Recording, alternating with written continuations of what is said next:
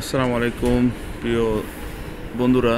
দেখুন চতুর্দিকে পানি, কিন্তু পানির মাঝখানে আমাদের যে বিশেষ করে যে পানির এলাকাতে যে বাড়িঘর আছে এগুলাতে দেখলাম যে পানি বাড়ার সাথে সাথে অনেক সাপ, আপনার বিভিন্ন ধরনের বিষাক্ত সাপগুলা পানির কারণে গর্তগুলোতে না থেকে বাড়িতে ঢুকে যাচ্ছে, এবং বাড়িতে ঢোকার কারণে আমাদের অনেক ফ্যামিলি, অনেক বাচ্চা কাচ্চা, অনেক ধরনের জীব, মানে আমাদের যে গৃহপালিত পশু এগুলা সহ অনেক ক্ষয়ক্ষতি হইতেছে।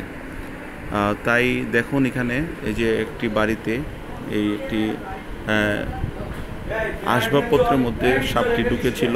সাপটি ঢুকার পরে দেখুন এই সুকিসের ভিতরে সাপটি ঢুকে যায়। পরে অনেক কষ্ট করে সুকিস সহ বাইরে নিয়ে এসে সাপটি বের করে সাপকে মারা হয়।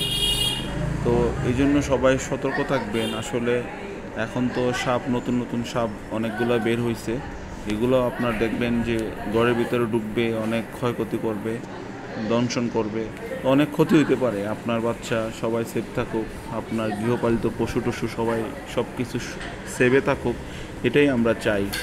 তো সবাই দেখুন কত বড় এটা, এই যে গা দেওয়া হয়েছে, গা দেওয়ার পরেও এই মাথা, মানে সাপে ফেনা ধরতেছে।